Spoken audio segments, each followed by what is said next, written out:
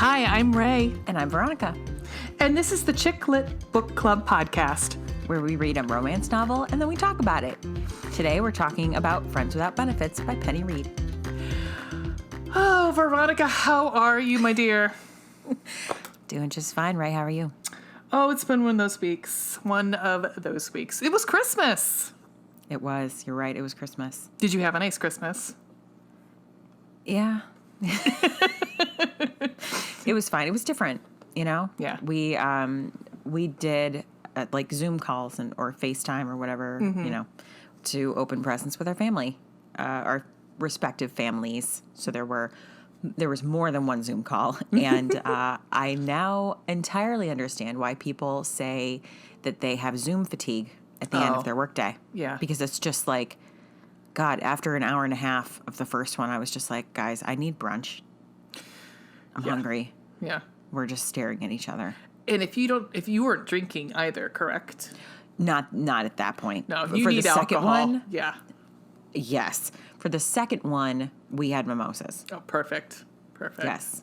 Of course, that was like maybe more socially acceptable because it was like 2 p.m., but also it's Christmas. So It's Christmas. Guess what? I'm on vacation, so it's like, it's like 11 o'clock. I'm like, I think it's Miller time. I don't know about anybody else. I could not like be so drunk that I couldn't take care of a toddler. Oh, so, yeah. Like, and also that girl's fast. She She's is very fast. Well, like you said, she has to have the energy to topple the patriarchy. She does. Overthrow the patriarchy. You got to eat those veggies, girl. Yeah. Strong, muscly arms to punch down the oppression. Got to have fucking Popeye arms there. Nice. Eat your spinach. Well, you and I had chatted, and I will mention that Veronica and I talk quite a bit during the day via text. We text a lot. We do. So she knows usually when I've had a couple glasses of wine, and I'm like, let me talk to you about these books. So she knows that Christmas Day, I decided to venture into Bridgerton territory and started the first episode. I had a lot of thoughts. I still have a lot of thoughts, which you guys will get to hear all of our thoughts in a few weeks about Bridgerton and the Duke and I and beautiful whatever that guy is playing Simon. God, he's gorgeous. I mean, that man is beautiful. I mean, I was having a hard time, and I don't know if you've seen any of it. I was having a hard time with the Bridgerton boys, trying to figure out who was who because they all looked alike. I'm like, I don't. Anthony, it's Anthony and Benedict. I couldn't tell. It took me a while to figure out. Finally, by the 8th episode, I was like, oh, I finally know who Anthony is. I mean, I should have known since I've read his book, but yeah. So it'll be an interesting episode, I think. I'm looking forward to diving into it. I haven't yet. I've watched like every possible promo. Yeah. But I have not actually watched any of it yet. I didn't really feel like subjecting my poor husband to it on his birthday was like the thing that I should do. I was like, you know what? Let's let him pick what we watch tonight. And you guys, was it The Mandalorian? I mean, come on. We watched part of The Mandalorian. We certainly did. I think we watched 2 episodes. Yes. God, I mean, so I think, we're almost done with the first season, I think. I think we have 1 episode left. Well, you know, it was a season for giving. It is. I mean, it still is. So I thought I would give to you a little fun thing. Okay. I was trying to find, fun little things to, kind of impress upon you. And did you know that there's a romance plot generator? What? You can actually, you can generate pretty much, you can generate drama, fantasy, mystery, romance, and sci-fi. But for the purposes of this. Oh, this is, okay, so I'm just going to hit generate. Sweet. So the book that we're going to write, obviously, and Veronica, you are a romance novelist. So that's why I thought you'd enjoy this. Attempting to be, yes. Way more than me. So, I mean... I haven't even written any fan fiction, so it's not anywhere close. But for our first book, our protagonist is a food critic who believes in destiny. Our secondary character is a hitchhiker who is loyal to a fault. The plot? It's a romance-tinged story about nonconformity, It kicks off by the gym with an argument over Twitter. Note that the first drunken confession will fail, and there's a twist. There are 2 rejected proposals. This is pretty in-depth, man. Wow, I was just gonna say, like, this is a lot of detail. I know. Here, let me generate it again. Let's see. Oh, okay. So the protagonist is a wedding planner who can be stubborn. Secondary character is a count who has a poker face. I don't. What? Yep. Plot. It's a comedy of manners story about accidental love.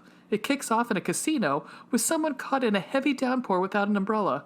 Note that someone in the story has a criminal background that will come to light.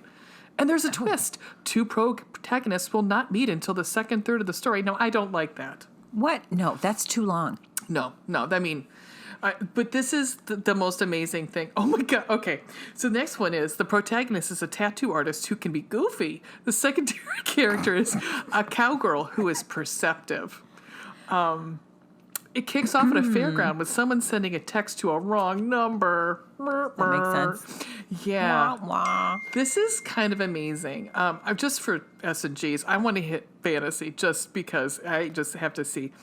Our protagonist now is a ruffian who can be stoic. Our secondary character is a shaman who is a chatterbox. Wow, that's amazing. So, yeah, you can, this is Reedsy, Reedsy. It's a blog. Wow. And yeah, they have all, so it's the 5 different genres. But so if you're ever needing a plot device, If I need some inspiration, some inspo, I mean, I'm assuming that Hallmark, that's all they do. it's got to be, right? I mean,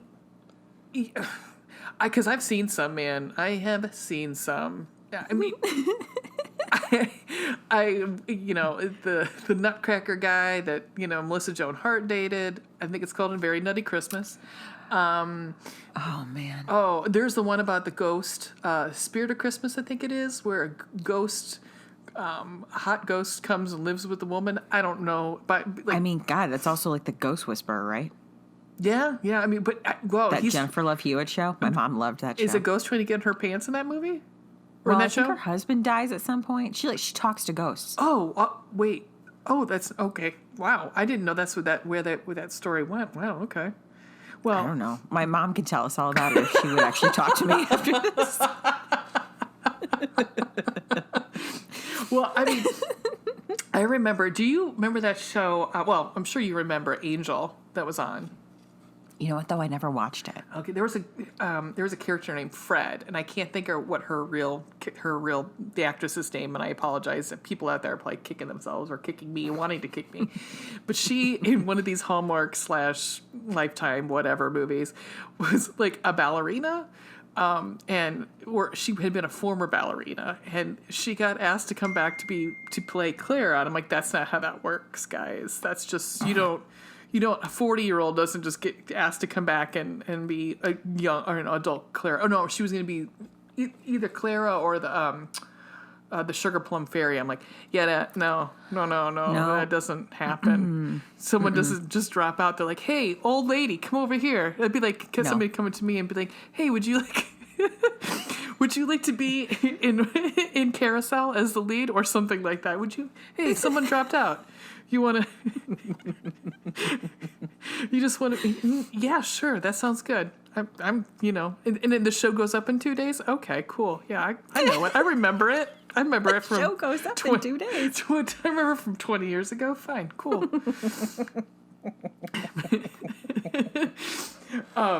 But I thought you'd enjoy that. So That is pretty awesome. well, I mean, it was very exciting today when I found that stunt casting Pinterest page too. Yeah. I was very We excited. will revisit this Pinterest board that Ray found today. That basically, it doesn't name characters, but we were able to deduce which actors should be stunt cast for all of the entire Winston series from Penny Reed, all of the Winston brothers. And that I noticed on those lists, though. I mean, because I looked at some of the other books, I have no clue. I knew that one. That was the first one that came up. But there was, it had to be about 50 different book series that they had. Oh my gosh! I didn't recognize any, but I mean, not a shocker there. But Well, there are just so many. Right. Like that's one of the things that I love the most about the romance genre. First of all, it is actually the highest grossing genre of any other suspense, fantasy, anything. Romance is always the highest, and by a lot, by the way. But I also love that there are just the amount of books that have been published in this genre and the variety available is never ending. I mean, there is no possible way to read every single romance novel. Oh, no. It's just not possible. no, unless we were an undead vampire like we were talking about the other night. Oh my God, seriously. Like, what would you do with your time? I would not be hanging out at a fucking high school. That's for goddamn sure. No, I would have 42, whatever, like PhDs, doctorates, Yes, and absolutely. whatever. And I, here's my question. This is always my question. How do these vampires have that much money? Always, like they're always rich. Dude, I don't know that, but you're right. They are. Like, they're loaded, and I don't know how or why. Money laundering? I mean, Old money. do they I have guess? social security numbers? Probably not. Probably not, unless they. Well, They'd have to keep getting new ones, right? I would assume. Because, I mean, I feel like the government would catch on to someone who's like 200 fucking years old. Was this? I was gonna ask, was this covered on True Blood as if it was like a news broadcast? Was this covered on True Blood? Was this covered? Did Bill go into this? I'm not entirely sure. Also, please talk to me how she ended up with fucking Bill and not Eric. Oh, Eric, was it Northam? Northman? Oh, Northman? Eric, whatever. Get That your was also my sexy favorite of ass the over here. books. Oh, wait, which one? The one with her and Eric. Oh, Because he lost- something happens to him. he He lost loses his his memory, memory yeah. or something. Yeah. Yeah. Super Yeah, hot. I don't understand. I never really. Not the memory loss thing. That's not No, hot. no, I'm no, sorry. no, no. It's Yeah, no, that's Yeah. Yeah. just Amnesia to be is not- clear. I don't think amnesia is not amnesia is sexy. not sexy. I have in no way, shape, or form am I trying to encourage people to take advantage of people with amnesia. That's not a thing. No. I am not saying that. I mean, even if he was a vampire, it's still not cool. Still not cool.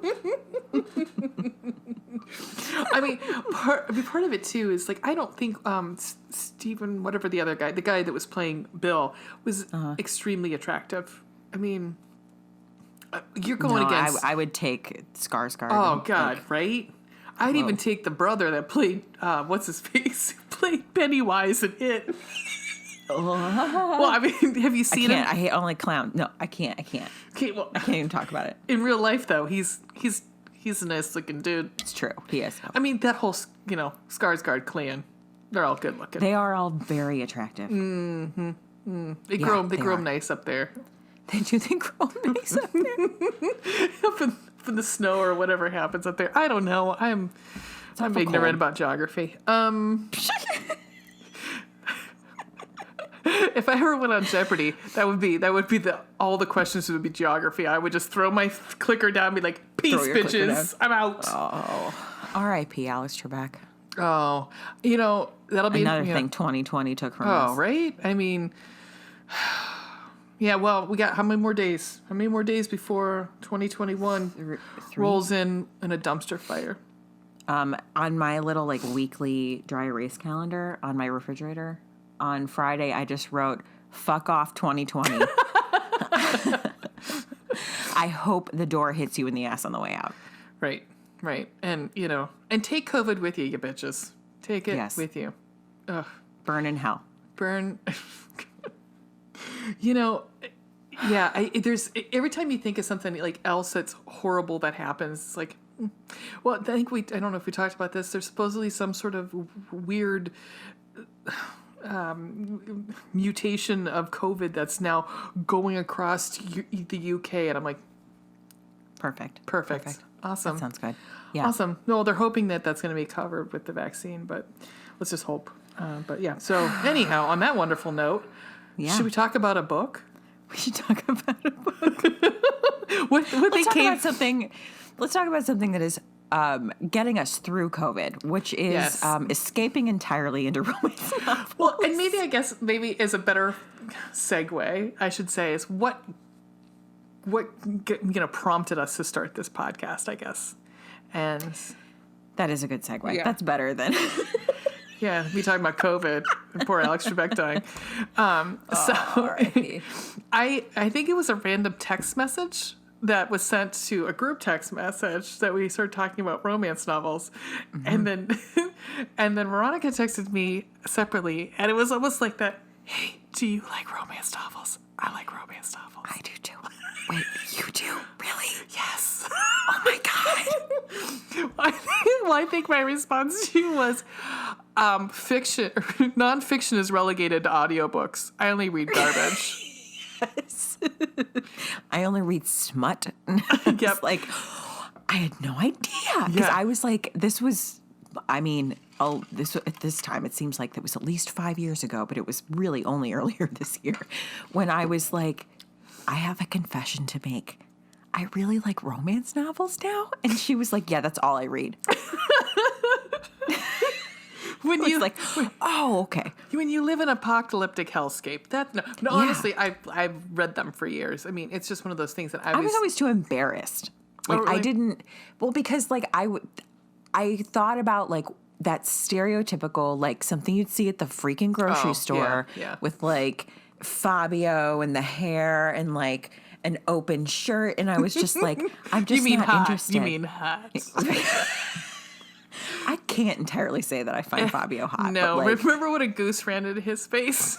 oh, that was actually really sad. I R.I.P. did that forget about goose. that. Oh man, he had like blood all over his face too. Oh, I feel bad for the goose. No, but and that was actually, you say that was what, it was my filter. I never read ones with people on the covers for the longest time. And what has been the most ingenious invention of our lifetime has been the Kindle or your iPad or whatever, being able to read digitally, even though I do miss having that beautiful smell of a book and the feel of it in my hands. But it's nice where you're like, oh, no, we don't need that cover. I don't need to. I've actually listened to my friends who are published romance not authors. They like there is a science behind what sells more and what colors on the cover sell more. Oh, I can imagine. It's pretty fascinating. One of these times, I always pay attention now, like what is actually on the covers. well, we should bring one of them on at one point. They could tell us about it. We should. That's fascinating. Yeah. Well, I'm going to assume it's probably just marketing. Like what I would assume, purple is a really big color. Yes, you are correct. Purple and blue. Green. Oh, like meadows and stuff like that. And I can see all the more for Fabio to stand against. There you with go. his shirt Yes, open. against a meadow. Well, I sent one to you the other day that was like an old school cover yes. of an Amanda Quick book, and I lost. I think it was Joanna Lindsay. Oh, was it Joanne Lindsay? Yeah, I lost my shit because the guy was naked. Yeah, and just naked butt. Naked butt. It just covered his junk. That was it. I was Yep, like, with her. With she her. was covering She- his junk. She was like, she's she covered was that fully full frontal. dressed in like this Yes. ridiculous, like beautiful. Of course, I want to fucking wear that gown type, Right. like ball gown, and it's like coming off of her shoulders, and she's just like with her boob covering his junk. He's Yeah. very clearly completely nude. Yeah, and it's probably even worse. It was probably like a Native American, story too. Probably something horrible. Like I don't remember And at this point. But that cover is like what kind of kept me away from romance novels for so long, because that's what it was. Yeah. And then like, do you remember? You probably don't remember this. There was an episode of Friends where Rachel is reading a romance novel, and she keeps it like hidden underneath her mattress because she doesn't want Joey to find it because she's living with Joey at the time, and he finds it and reads some of it, and he makes fun of her and is like, "You've got porn," and she's like, "It is erotic literature," and like, and she's so embarrassed, and like, he just he's like, "The vicar won't be home for hours," and it's just like. But like all of that is definitely what kept me away from romance novels for so long. I'm sure. And the thing is, so I used to work at the library too when I was in high school, and we always said, "Oh, there's that woman that's coming in there, and she's got her big box that she's gonna fill it full of all those ones." And you just looked at her, and I'm like, "I'm never gonna become that woman." Guess what? Guess what? I'm that woman. Guess what's all over my Kindle now? Well, did I ever tell you the story about how I left my Kindle in New York City for work at a Oh, I remember hotel? that. And I was so morbidly embarrassed because I was like, oh God, housekeeping is going to turn that thing on. They're going to be like, what the hell? Because at that point is when I was doing my review blog of bad books. So I had right. all Oh of my those God, yes. horrible where That mermaid one. oh my God, where the guy fucked a mermaid. But then The Shape of Water came out, and then like maybe that doesn't seem like such a crazy thing. Oh, that movie. Anyhow, no. Then I also had 50 Shades of Grey on it. And I'm like, oh God. Which we will not be reading, by the way. That is not a contender. I would burn every copy of that not- book if I could. I have absolutely no interest. No, guess what? I did it. Hated every single moment of it. And so, no. You guys, and we're hoping at some point you will, people will review or recommend books for us to review. But Yes, we do have please. veto That'd power. be super fun. Yes, 100%. Yeah, I'm going to say. I mean, everyone has their own interests. I think Ray and I both have like specific triggers that perhaps we don't want to like Right. touch on. One of them is actually sort of going to be coming up in The Duke and I, but we will discuss that. I believe that's going to be episode 3. Yeah, We'll get there. Yeah, we will. We have a lot to say about that. Oh, A lot. a lot to say. Enjoy the Bridgertons, guys. Enjoy it. Yes. Well, on that note, Yes. So- Should we talk about Penny Reed? we should. All right, Yes. so we will see you guys on the other side. Yes. Okay.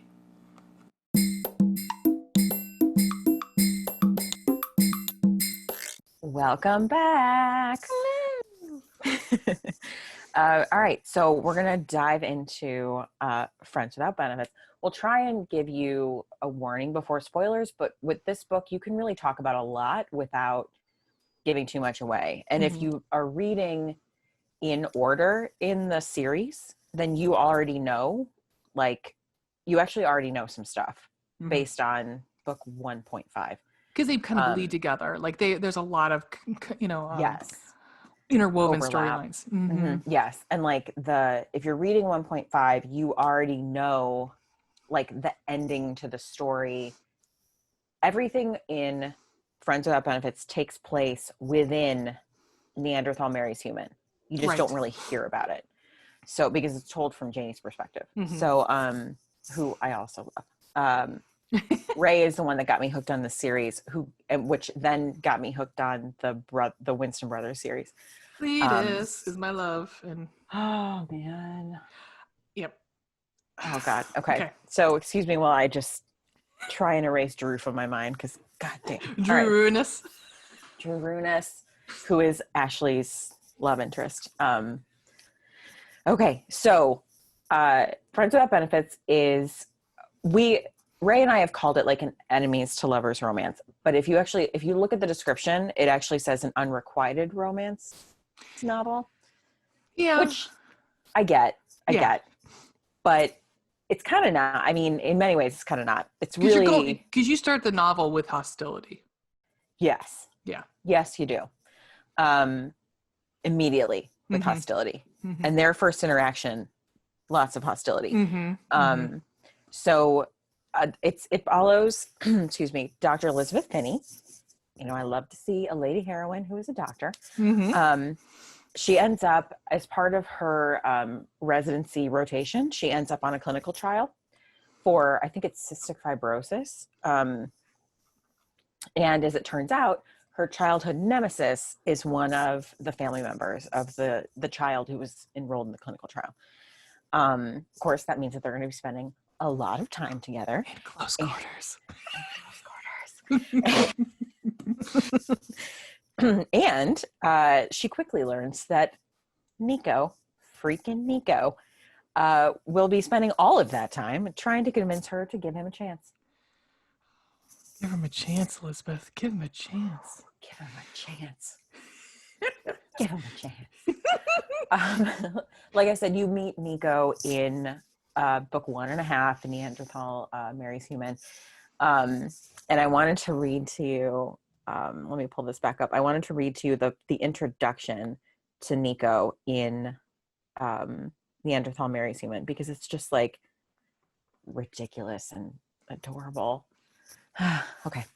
So Dan the Security Man, if you have read the first two books, you know who Dan the Security Man is. He asks Nico, how do you know Elizabeth? How do you know Dr. Finney?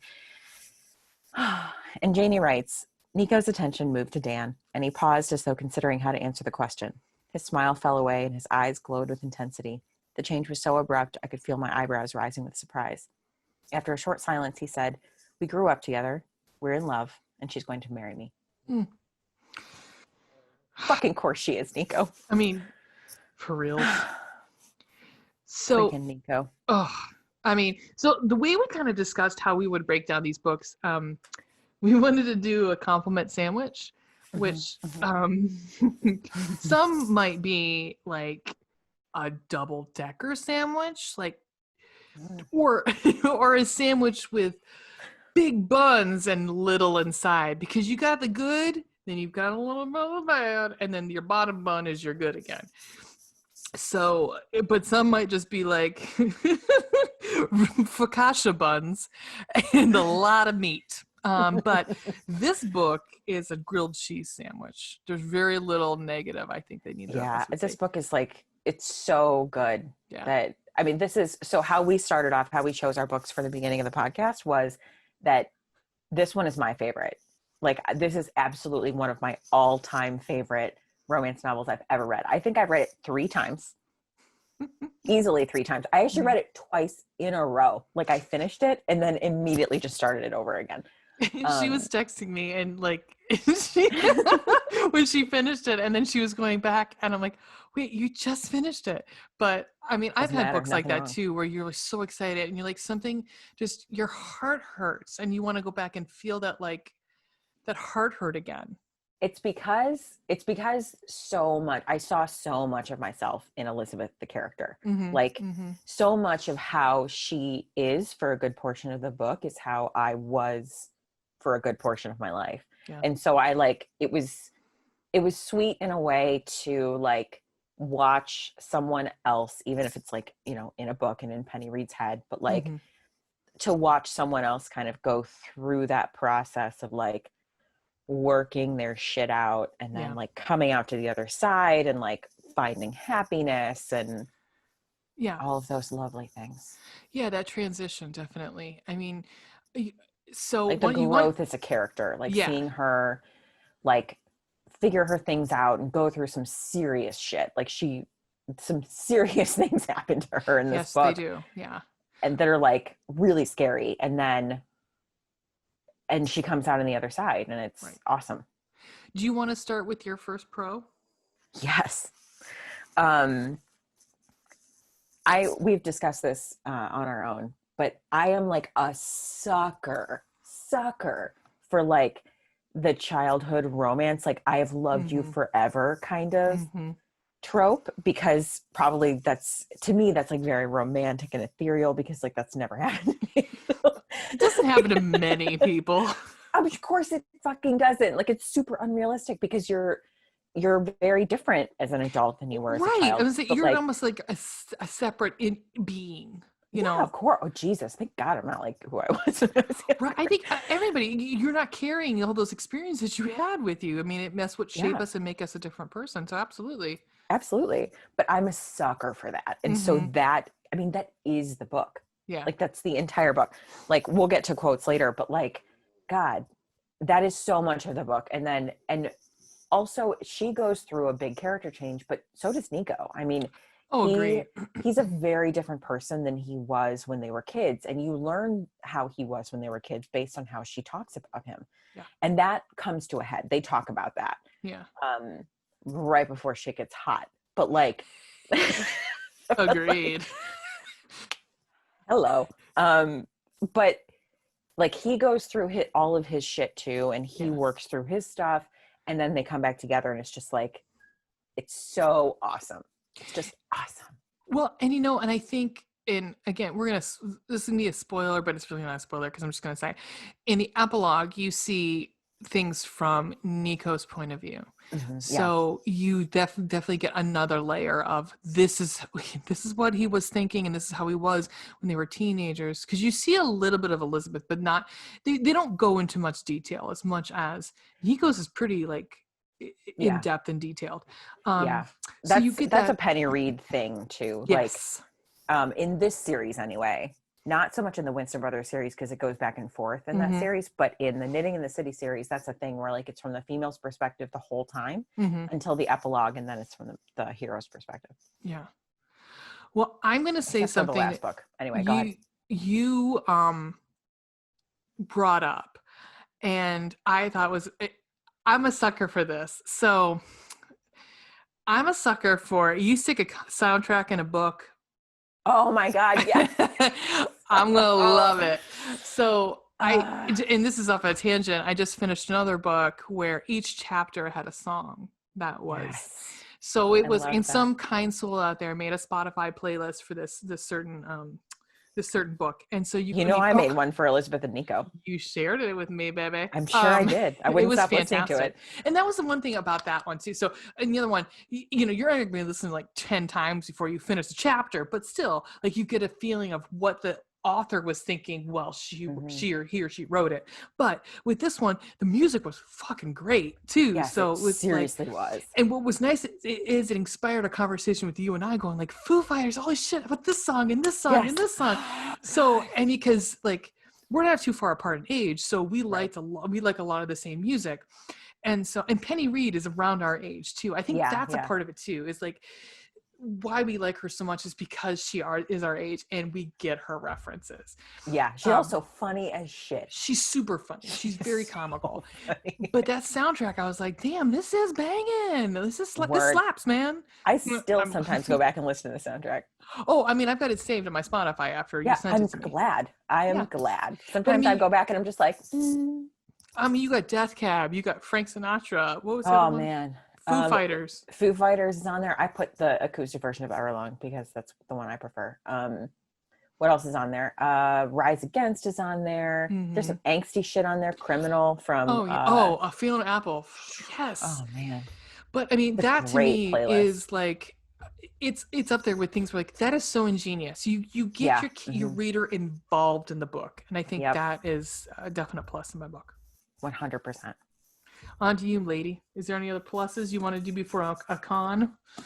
I also really love the alphabet soup analogy. At one point, you may not remember that. When they're like getting closer, they're talking on the phone a bunch. Nico tells her a story of like, it's basically his story where he's like girl A and girl B. Oh, yes. Yeah. And he's like, Elizabeth, so this isn't really a spoiler because she talks about it early. Elizabeth believes that your first love is your only love. She doesn't believe that you can love again after that. And that there's a whole layer of stuff behind that you'll get into when you read the book. But in that vein, like she doesn't believe that she could ever love Nico because she already loved someone else. Right. And he is trying to explain to her, like, I have loved you since I was a child. And I still loved someone else in between that because you and I didn't talk for 11 years. Right. And she's like, but how could you possibly still love me if you already love this person?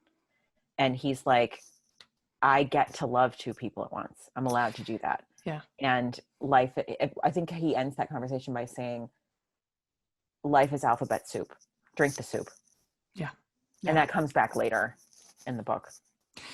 And there's a lot of, I mean, and I think that's what the other nice thing about, or wonderful thing about Penny Reed's writing is that it all is relative. It all connects to one another. Like Janie comes back in this book and it was like one of those moments where I thought, oh God, that's right. Janie's autistic. It took me a second to remember that.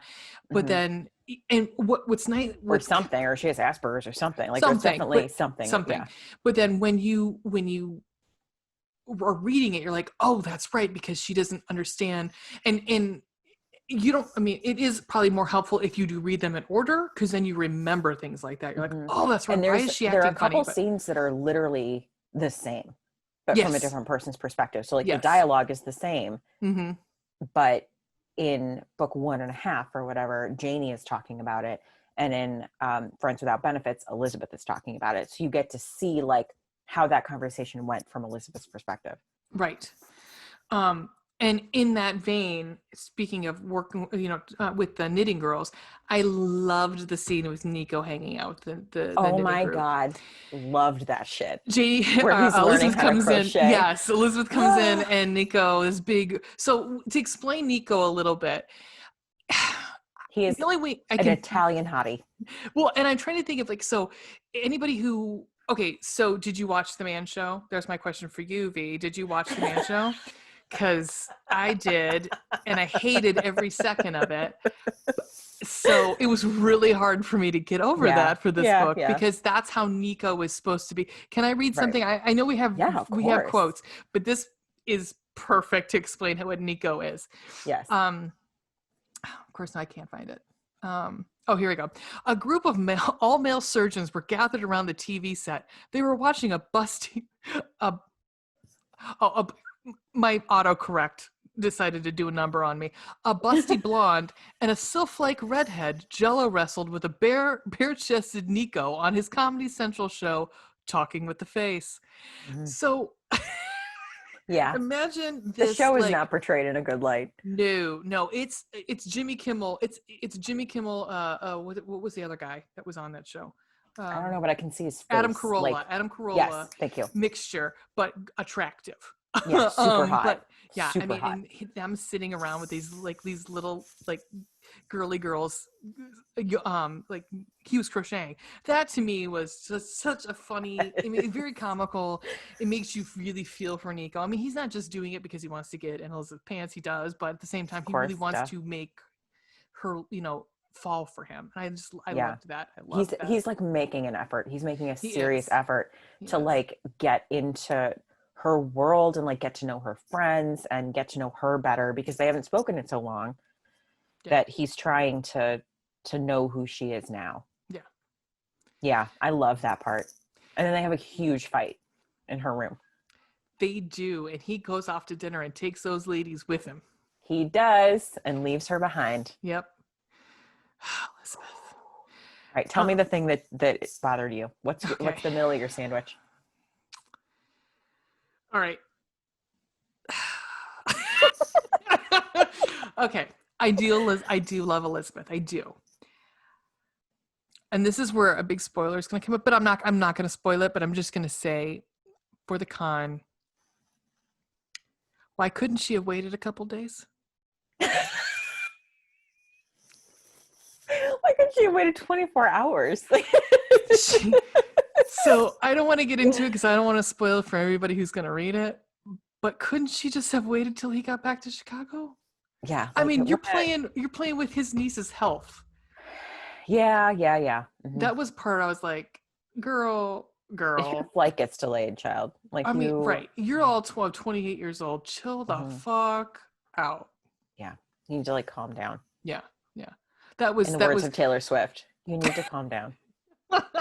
That was my big. That was. I mean, I have very few cons about this book. That was one of those ones I was like rolling my eyes a little bit. Yeah, and truly like so. Mine is similar to that. Whereas like they finally get together and it's so sweet and like awesome, but then things go sour very quickly. Like literally the next morning, things get sour. Yes, because he asked because her a he very starts important pushing question. her. Yeah, like he starts pushing her and understandably so in some ways. Like he has been in love with her since he was a child, right? And like it's since before he could remember, and so he is like already there, and she is like, back the fuck up. Right. I just got here. Like you got to give me some time. Like I can't. I'm not there yet. Which makes your point like 48 hours later, like she's making life-altering decisions that if she just would have like waited for one more day. But then again, like big drama culmination to the book, you know? It's just there for dramatic emphasis. That's all it's there for. And I get like, but that's my thing is that like it all of a sudden becomes like very up and down and tumultuous, which maybe is like speaks to their relationship. Well, and if it was more realistic, no one would care. No, it wouldn't be a big. I mean, if she was just the like, same reason when people are like, Grey's Anatomy is too dramatic, and I'm like, would you fucking watch it if it was really just like people sleeping in on-call rooms for real?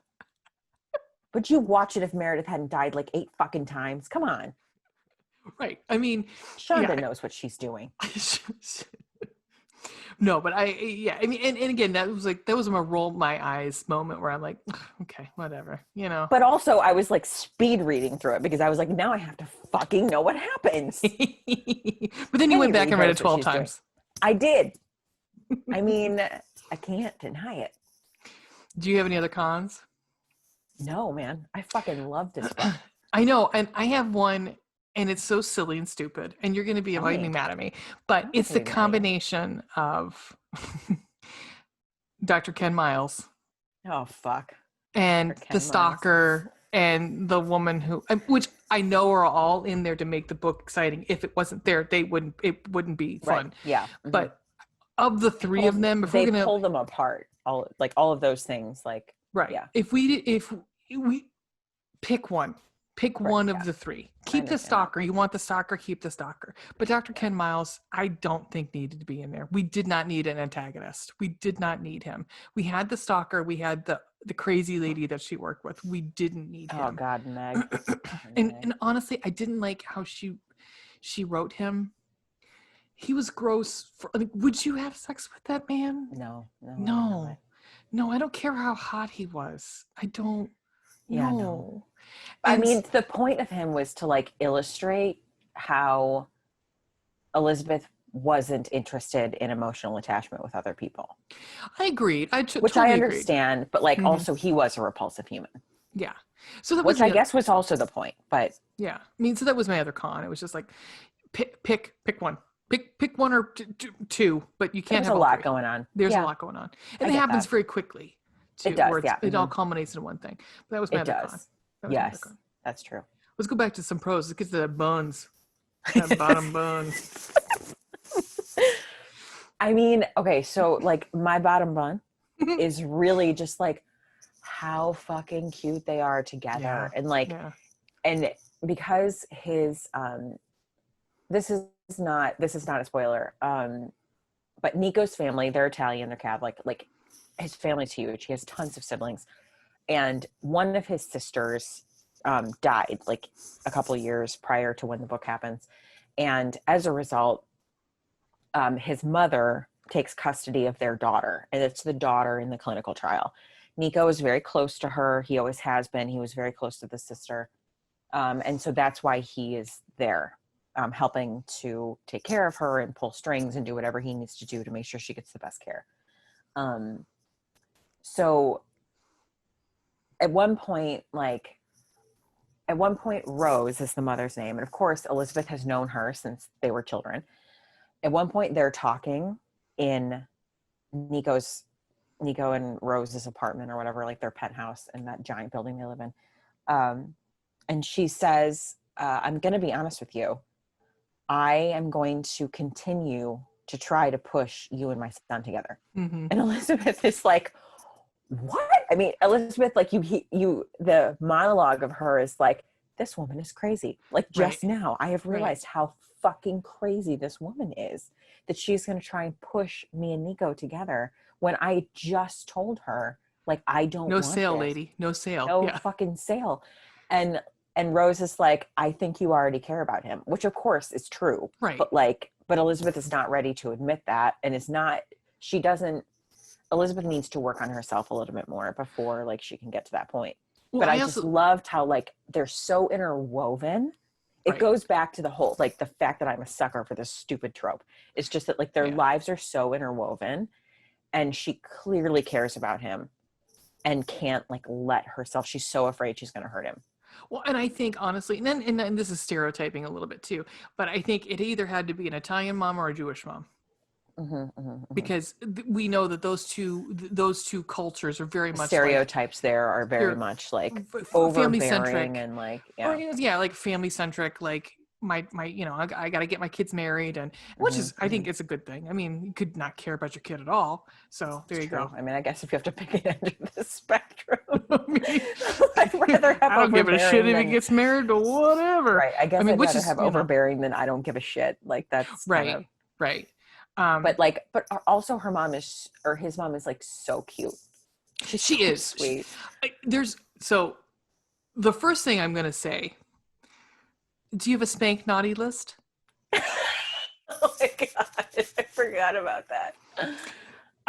So Sandra. my favorite character who I think I'm like is Sandra, and Did I'm going you to call her read her book? Sandra. Huh? Sandra. You No, read her book, right? I haven't. I have to say I haven't. I You have started to. her She's book. and I even- next. She's I know the she is third next. Oh god, she's so good. And I started her book and I didn't finish. And it's the age thing for me, and that's just a weird thing that I as a hang up I have.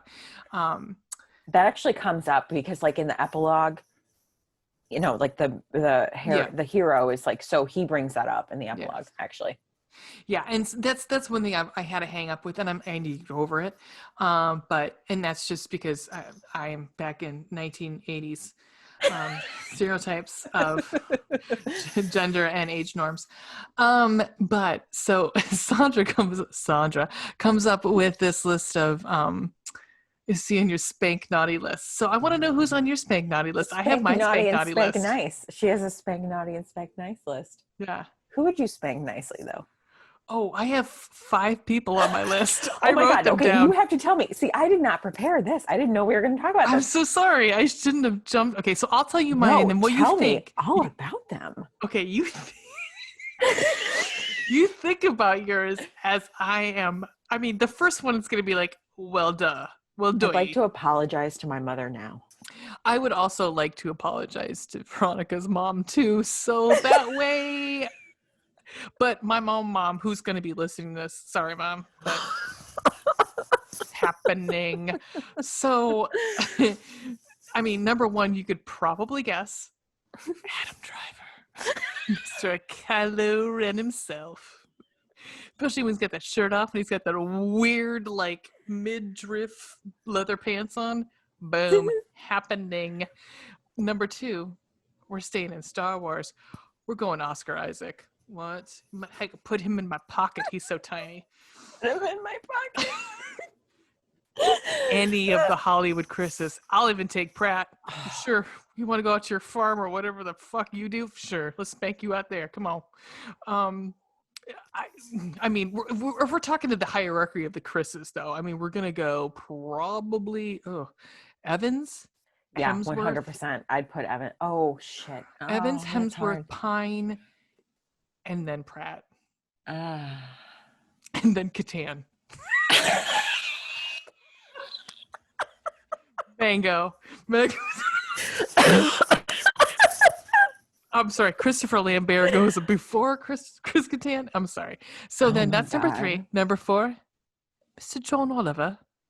Because he'll be satirical while you're spanking He his would ass. let you. Oh my God, he'd bring Adam Driver in. Yes, he would. And then he would be like, spank my bottom. Spank my British bottom.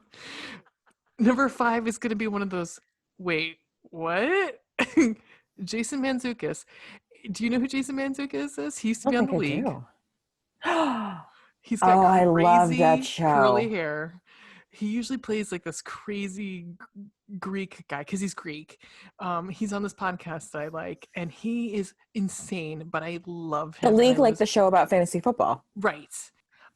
He is also in, oh gosh, The Dictator with Sacha Baron Cohen. The podcast I like that he's on is How Did This Get Made with Paul Scheer and Diane Raphael. Wait, is that a video game podcast? No, it's a bad movie podcast. Okay, my husband loves like a similar concept but for video games, and I feel like it's called How Did This Get Made? It's How Did This Get Played? Oh, see, of course you know that. What was the guy's name again? Jason Mantzoukas. Oh, I see. Yes, Rafi.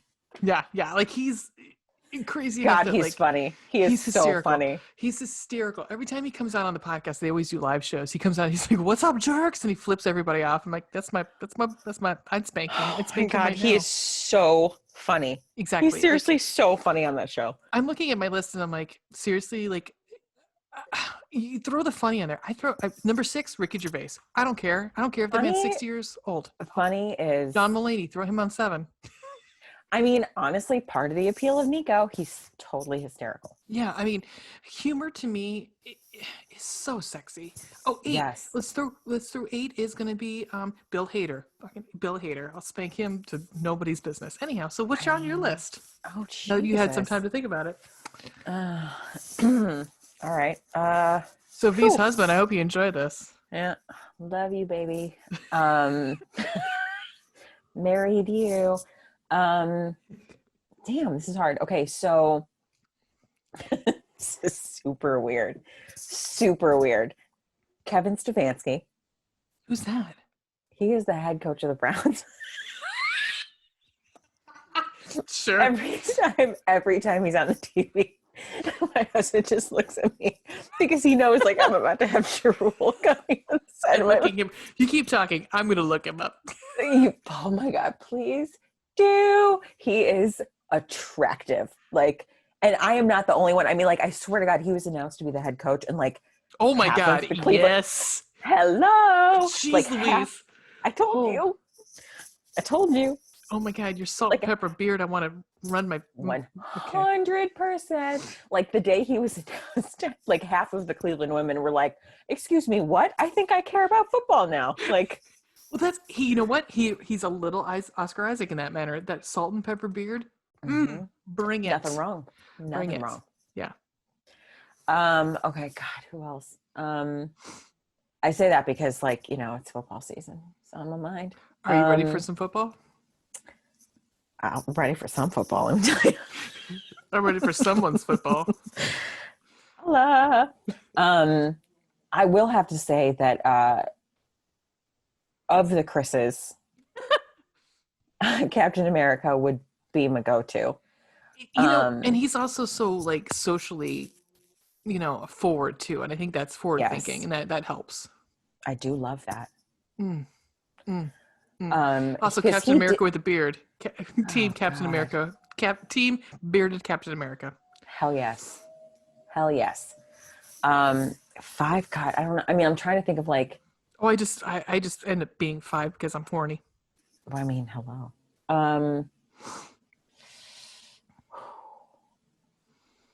I don't know, man.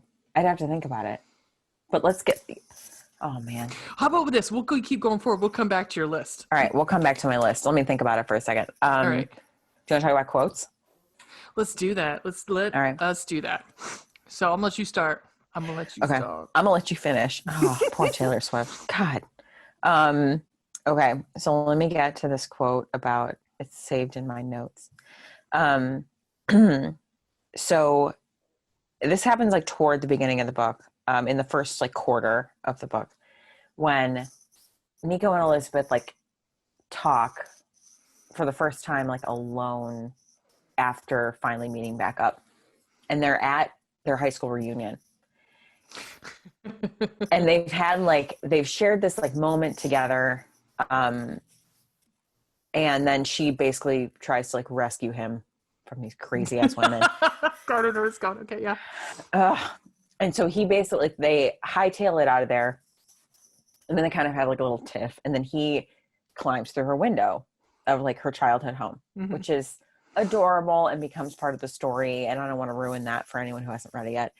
But he climbs through her window, and they start talking, and she's having a shit fit because she knows what's coming. And he says, you have to know that I'm in love with you. You have to know that I have loved you since we were kids, since before I can remember. I had that same quote. Oh, God. It's just like, I mean, it's highlighted. I've read it like 100 times. It's so sweet. It is And very he talks sweet. about that more in the epilogue. Like he talks Mhm. about what that felt like for him when he was a kid, because obviously like it wasn't sexual when they were kids, Yeah. but he says that his mom likes to say, she likes to remind him, you used to ask if we could keep her, Yeah. because Yeah. he just wanted her around all the time, Yeah. which is so goddamn cute. I have to say my first one is just because the way she writes this, I hear it in my head. I hear what she's getting at in my head. So I can't remember. Okay. it was one when they first, it was like towards the beginning of the book. Nico, I suppressed a Marge Simpson growl of frustration, instead returned his single nod, attempted cool detachment. I instantly recognized that what Marge's growl of frustration, because I mean, it was like I just, in my head, I knew what that sound was. I was like, I mean, and I think that's why I like Penny Reed so much, is because she gets it. She gets it. She can write something. You're like, yeah, no. Yes, 100%. Like there's there's later on, they're making food.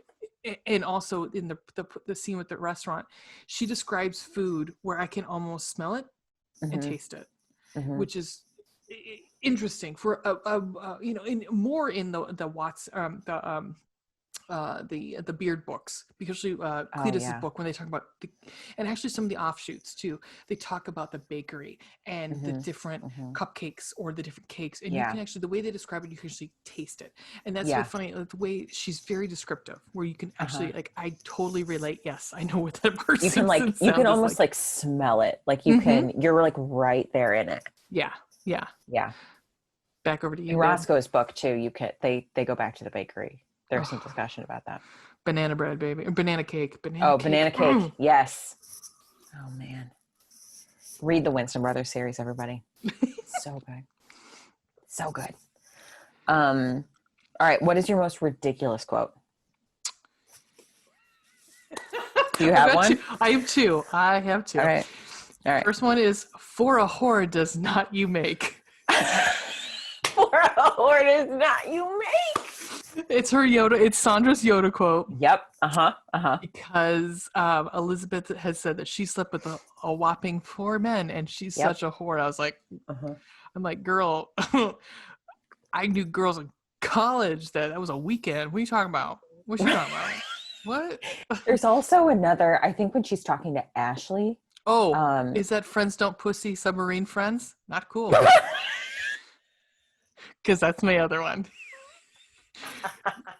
Men got all cock blocking. We got pussy submarine. Oh my God, I forgot about that. Don't grab somebody's pussy. Also, don't pussy submarine them. That is true. I'm going to make that into a shirt. That. You should. I mean, I can't wear it anywhere, but. I mean, lounge in a shirt. I mean, it's like that fuck around and find out. I'd love to wear it where can I wear it? I know. I really wanted a shirt at one point that said, sorry I'm late, but I didn't want to come. All over your face. One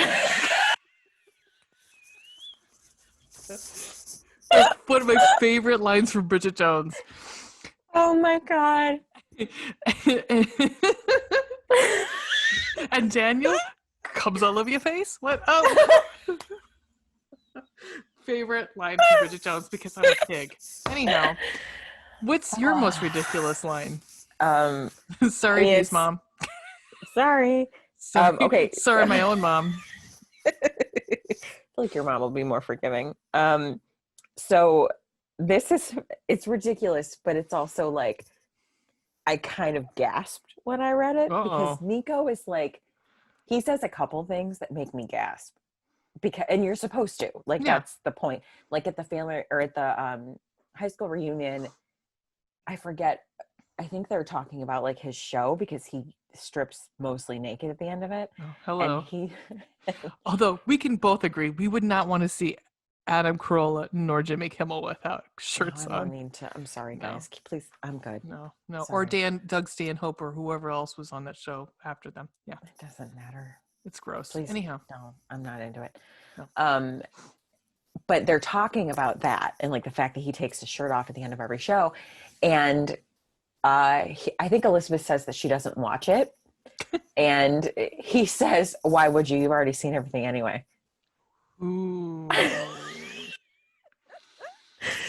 And yes, I have. And she gasps. And that's the moment that Sandra is like, oh, Lucy, you got some splaining to do. Like, we have missed a major part of this plot line that you have never told me about all of this stuff.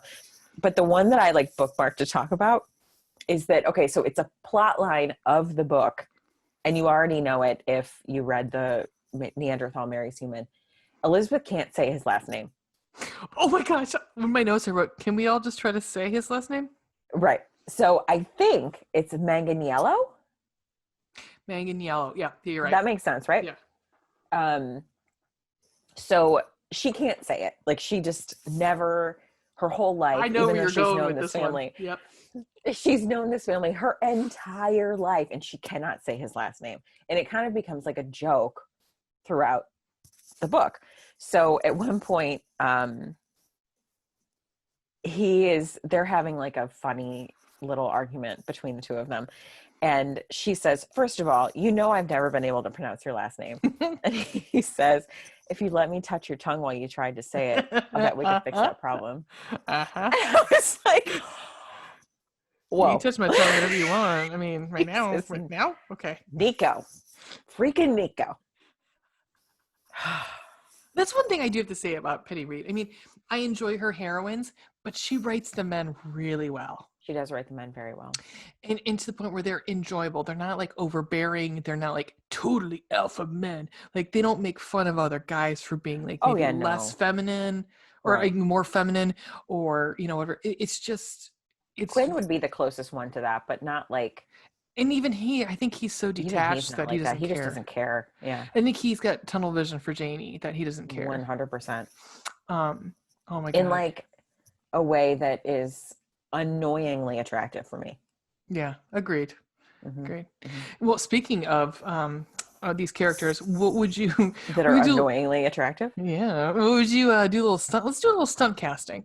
Okay. And anybody who doesn't know what stunt casting is, you pick celebrities or famous people that you think that you'd picture as these characters. I'm gonna let you want to go first? You want to pick I have 3. It's really funny because I have 3 characters. Because I went a little farther and picked somebody I thought maybe for Sandra. Tell me. For Sandra, I have 2. Possibly Christina Hendricks or Emma Stone. Oh. Because they're both redheads. Good. Because they're both redheads, yeah. Yeah. Those are good. Yeah. And I could see more, I think, either of them because they're smart asses. And I can see both of them being smart asses. Yeah, I could see that. I love Emma Stone being a smartass, though. Oh yeah, I mean, I can't put her. We're going to be coming up with another book where, if I remember correctly, the heroine has reddish hair. I think. In the next book, I thought she had reddish hair. I think so. And I don't remember. I was trying to find redheads that were like, thinking about redheads that would fit. I was like, Emma Stone's not that character. She's not that character. Like she's too. I don't know. Like think about her in Easy A. She's also in what is the one where she's in with Steve Carell and Ryan Gosling? Crazy Something Love or something. Yes, like Crazy that. Stupid Love or something like that. But Spank Naughty List. Fucking Ryan Reynolds. Ryan Reynolds. It was Ryan Gosling, right? Yes, but Ryan Gosling, like that reminded me of. Oh, gotcha. Because I'm like, I'm sorry, girls. I do not like Ryan Reynolds. You don't see it? No, Ryan Reynolds. I'm saying Ryan Gosling. I do not find Ryan Gosling either. I don't care about that. Ryan Reynolds all day long. Oh, Two Guys, a Girl, and a Pizza Place. We've talked about this all the way from back then. Loved him then. Yep. So that's who I have for Sandra. Okay. Now, all right, because of the last name, I think that's why I make this association. You're going for the same one. I'm going to go for it. Yeah, go for it. Makes sense. Like Joe Manganiello. Well, and I'm looking at my list because there's a guy. Well, also FYI, if you put in Italian American actors, it comes up with like Robert De Niro, Al Pacino. I'm like, those don't fit. No, those don't fit. Like 70. No. Also, Joe Manganiello is not Italian. He's not. No, I'm reading. I'm looking at his IMDb. Oh wait, I'm sorry. His father is of Italian descent. Oh, okay. But his mother is German, Austrian, Croatian, and Armenian. So like he's partially Italian, but he's not like. Well, there's another guy. His name is Raul Bova. Check him out. He's hot. I mean, and that was the other thing too. You had to imagine that Nico is built. Yeah, right. So a lot of the people he put in like Italian actors, which there are many beautiful men, but they're not like the same build that you'd imagine because it talks about him being built. Uh-huh. Mm-hmm. So that was the one. He's not scrawny. No, no. No. So that was the one it came close to, I think, what we're looking at. Who would you cast as Elizabeth? This is the one you're gonna freaking laugh about. So I'm gonna put it. Oh, I don't know if I can. Oh, I can't put pictures in the chat, can I? Oh yes, I No, can. I think you'd have to. Or it says file right there. Yeah, but I think it's Dropbox because it's 2020. I know, right? So I'm just gonna tell you, you had to, because I have it saved into my and I can't pull it into my notes and I can't save it. So I'm gonna tell you. Do you remember that show, Psych? Yes. Maggie Lawson, who played the lead, the girl detective on that show, for some reason, blonde hair, blue eyes. I see that. I was like, I can see this. I mean, she's a little old Yeah. now, because she's older than us, but I can see it. I can see that. Yeah, like her or was it Jennifer Morrison from she was on House and Once Upon a Time. I can see something like that too. Yeah. I can see 'Cause something like that too. She's because they both have that like girl next door sort of like cute. She's not like gorge, but she's like very pretty. Yeah. To that end, Jennifer Lawrence.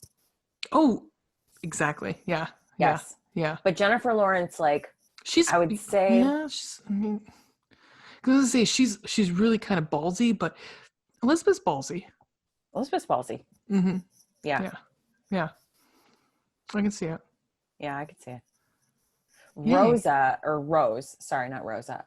Rose, I picture as, I can't remember. Like, she's just this sweet old Italian actor woman. Like, I just cannot remember her name, but like, I can see her in my mind. And she's like short and she has black hair and she's like sort of hunched over a little bit. You're not thinking of Andrea, whatever her name is from My Big Fat Greek Wedding, are you? No. Who is in FYI. So there's a really horrible movie. If you want to watch it, I sat down and watched it during the pandemic because what else did anybody have to do?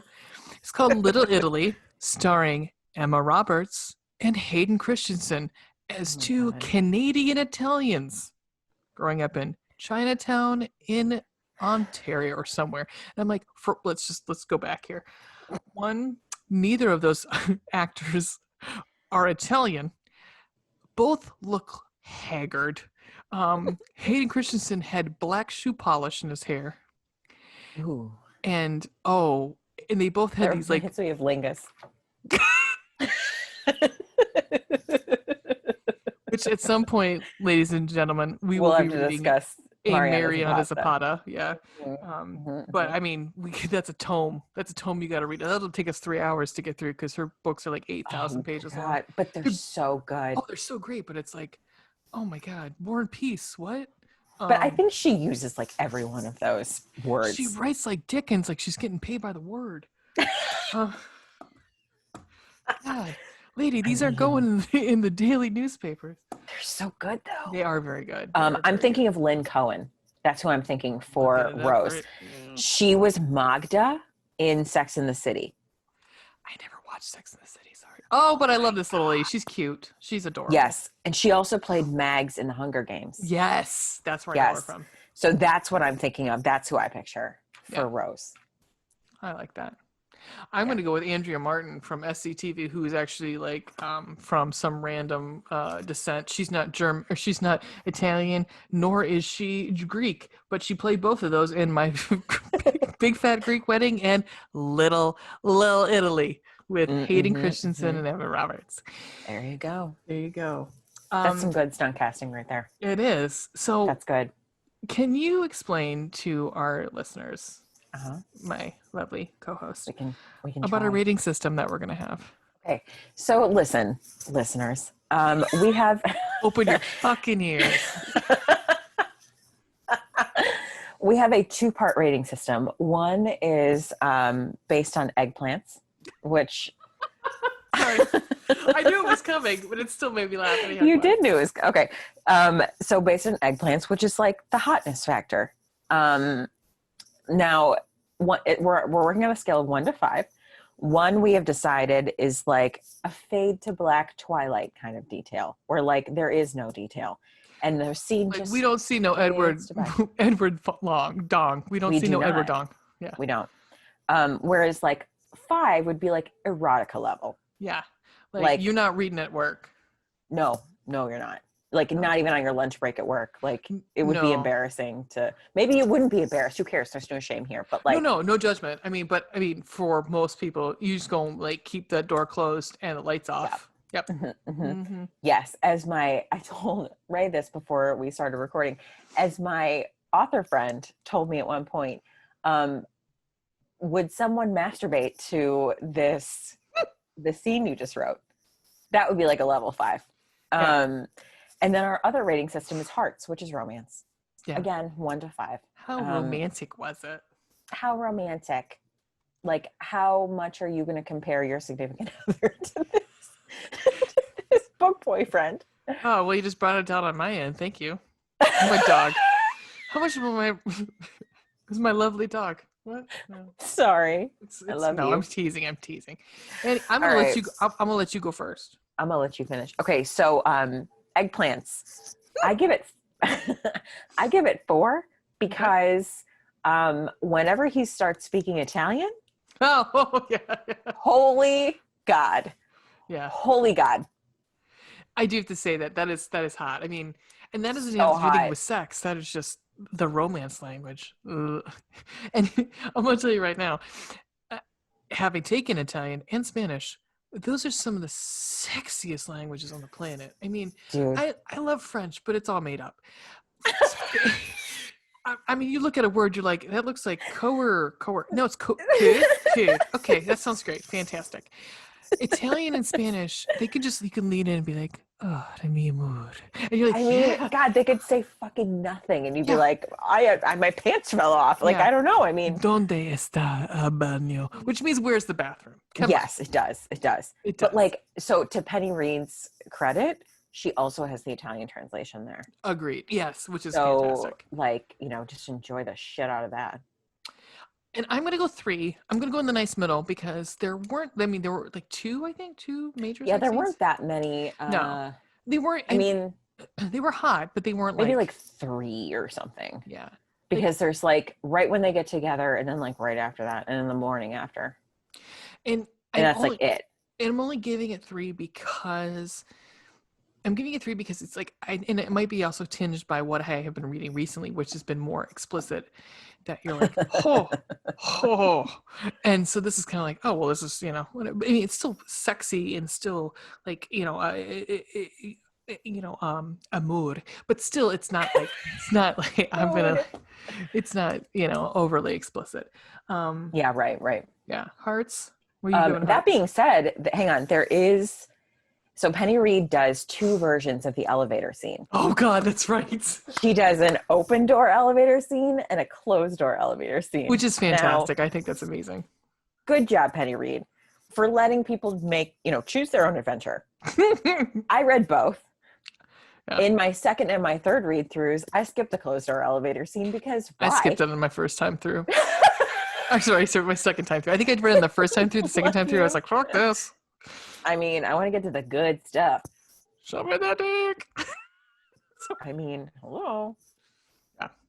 But, That was, I liked that she did it because I read something, I forget what it was. Maybe it was like in her, in like her extra yarns yeah. book, which is like deleted scenes Mhm. and extra things that she wrote after the books were finished. Whoever beta read her first book, Neanderthal Seeks Human, she had like cut out a very explicit, like the first sex scene between Quinn and Janie, and cut it down to like the Ida analogy. Mm-hmm. So it's like whoever read it, like her friend was like, I just think that it would be better without it. And I was like, friend, you're cray. Like, so it's to each their own. Yeah. But you have the option there if you would like. Yeah. And I'm just going to put it out there just so you, those who are like, especially since this is a brand new podcast, we are never going to read anything lower than a 1. Like, I know we're never going to read a religious romance. We're never going to read. I'm speaking for I mean, I walk that back a little bit. We talked about possibly reading classical romance, but that's we're talking about like a different time period, and that's different. Like reading Jane Austen is a little bit different than reading like Penny Reed Right. or Yeah. Right. reading something like that. But we're never gonna read. I don't think I don't anticipate us reading young adult. No. Thank you. That ship has sailed for me. I'm I'm good. Yeah. I mean, who knows? I mean, we could say down the line maybe, but I doubt it. But Okay. yeah, I mean, there's a lot of Amish romance. I'm good. I'm okay with that. I'm Like, good. it's not. No. No, We'll no. skip it. Thank you. I mean, because yeah, I mean, in the Hallmarks, the Fade to Black, at least they've had sex at some point in the book, and you're like, okay, we can get married now. That's fine. But I mean, the Hallmark, my God, they kiss when they tell each other they love you. I'm like, oh, well, enjoy teaching him. Because ain't nobody got time for that, because if it's bad, then you're stuck with that. So I'd rather it be a healthy relationship for the heroine, and I don't think those are healthy, and that's just my own opinion. I like the test drive scenario. Would you buy a car without test driving it? Right, because you're stuck I with mean, that dick. again, no judgment. If that's how you want to roll, that's how you Right. roll. It's your life. Agreed. I don't give a shit. Like, you Yeah. do what you want. It was just not for me. Right, and we're not going to be reading those books. No, we will not. No, because and you know what? And if you are triggered by, and I use trigger in the way of like you do not care for explicit love scenes in books, don't read along. That's You're fine. more than welcome to Or listen. read the closed elevator scene. Yeah, exactly. in Friends Exactly. Without Benefits. Exactly. But And I'm just gonna- actually, the first book in the series is pretty tame, I think. yeah, agreed. She doesn't get super explicit in the first book. Neanderthal what's speaks human. It's really funny. The book that we were just discussing, Lingus, is actually not that explicit for being about a porn star. Right, yeah. He is a porn star. If we get there, when we get to Mariana Zapata, we'll talk about it. But the most explicit things about it are actually discussions she has with her friends, not Yes. like the Yes. sex scenes themselves. Yeah. Yes. Her friend with the blow up doll. Yes. Her friend, the blow up doll, but also her friend that marries the other porn star. Oh, that's right. Yeah. I mean, but like, yeah, exactly. So like situations that happen, and again, like you said, there's no judgment. I don't care. You do what you do. I don't care. You do what you want to do. That is your own thing. We're just doesn't probably affect not me. going to be doing those. Just Right. and because at some point. But you know what? We are open to suggestions. If you want us to read a book, you want us to talk about it, let us know. We are, but I think we do have some. We have veto rights. I'm just We saying. do. We have some discretion as to what we decide actually on at the last one. Anyhow, so Hearts. Tell me about Hearts. I'm gonna go middle. I'm gonna go middle with me. I mean, there is a lot of love, but it's so hard this being the first one too. It's like, yes, because I'm between I'm like 3.5 to a 4, because it is like, I think I needed a little bit more from her earlier on. I think I needed a little bit more, and Yeah, because she really fought it for a long time. she did. And all of a sudden, she was like 1,000% in. Right. And I think so that's holding me back, because I think on his part, it's a 5. Like from his point of view, it was a 5. I'm all in. He's sweet, and I would want a boyfriend like him, and fantastic. But I think on her end of things, it's a 3 to a 4. I think overall, it's a 3 to a 4. It's interesting though, for me, like, that's how I am as a person, where I'm like, until I'm in, and then I'm like 1,000% in. Yeah. Yeah. So like for me, I'm kind of like, I see it and I relate to it. For me, it's like 4 to a 5 easily. Yeah. Because him and the Italian, but like also like he's just pined away for her for so long. Yeah. Yeah. So, Which might be why I've been in therapy since I was like 16 years old. Well, I can easily say, I would assume that both of us are going to say we recommend it. I mean, we would. Oh, 100%. I love this book. If you haven't read it, I would recommend it. Would you recommend them starting from the beginning? I always recommend starting any series from the beginning because I like that. Like, you always get details about characters that you wouldn't have gotten otherwise. So yes, I would recommend from the beginning, but it could be a standalone. I mean, you could read this without knowing what happens in the first two books. Well, and I the same way. I read from the beginning, so I read. I Mhm. mean, I kind of, like I said, I kind of stopped after 3, with the age difference. Worth But it. yeah, Worth and it. I jumped back in for Marriage of Convenience. I jumped back in for that one. Oh, that was Kat's book Yeah, with Dan Dan the Security Security Man. Man. And I'm gonna say honestly, out there. So what's the other nice thing about Penny Reed is she has her own world. It's like it's like the Marvel MCU, but with Penny Reed, because she has given the rights over to her world to other writers to come in and write stories, not so much in those characters, but like tangential characters in that world.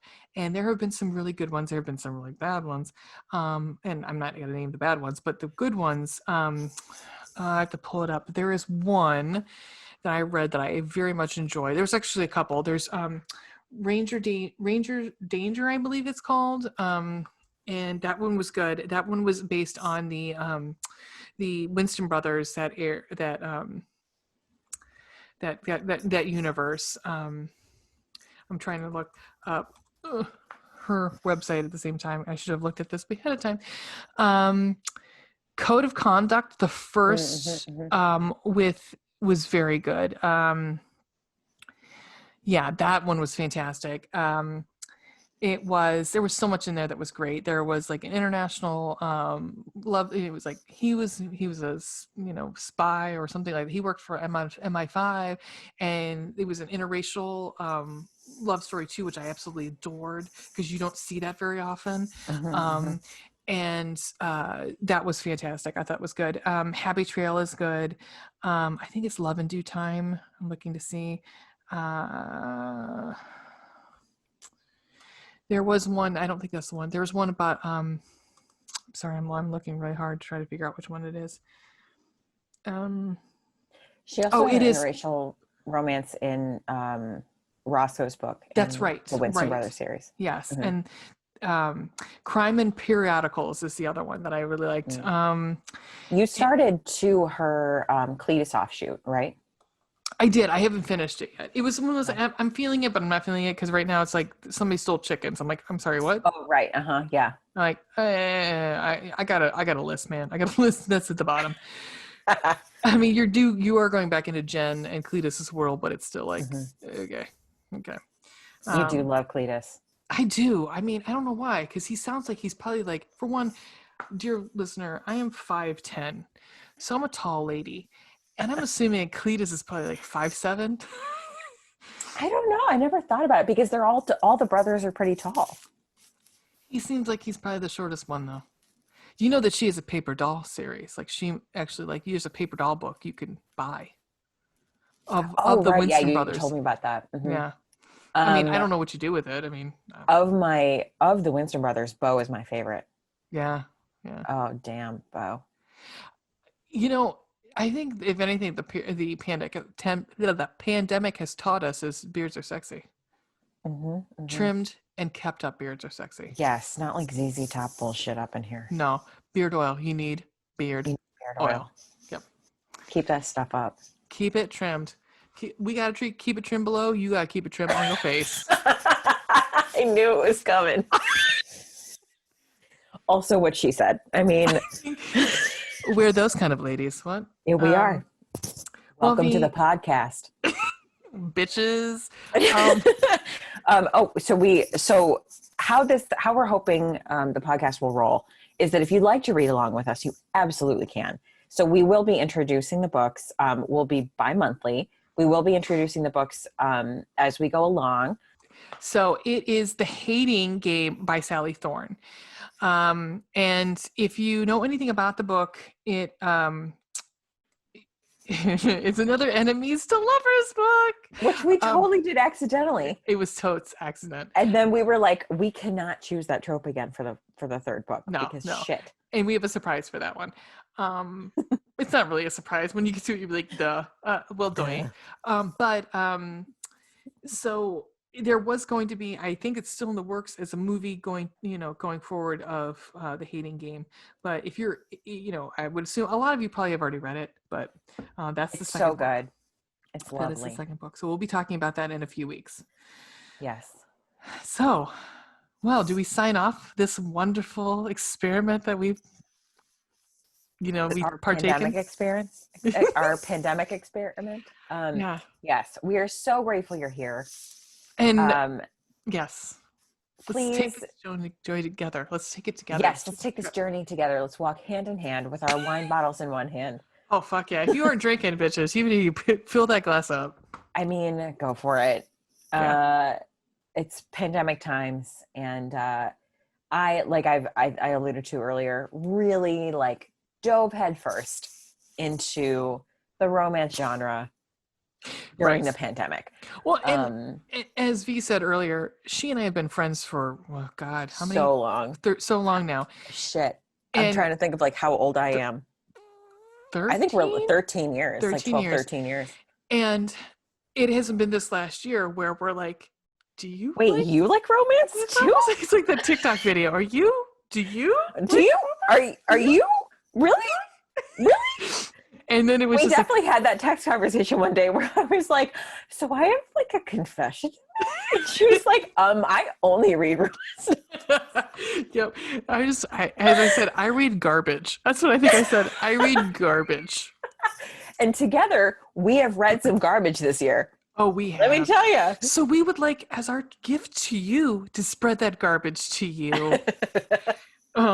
So that's where this all kind of spun out from, and we're happy. I'm excited. This is fun, and I hope you find it fun. You guys find it fun. We're having a good time. Definitely give us suggestions. We'd love your feedback. If you give us your compliment sandwich, what did you love? What did you not like? And then what did you love again? What's your bottom bun? Give us your favorite quotes. Go ahead. I mean, we're on Twitter. We're on the TikTok. We will not be dancing. No, God, no. We will not be dancing. We might lip sync at some point. Possibly. We'd be good at that. There's gonna be a lot of liquor involved, but we'd like. We will say both Ray and I have some voice experience, so we will not be singing, but we might be lip syncing. We might be and making fun. Or you know what? We might just be talking over other people's. We might duet. With some TikToks. Maybe we will. Yeah. But I'm gonna let you. We want to sign off. Let's yes. sign off. Thank you so much, everyone, for embarking on this journey with us. As it's been said before, bye.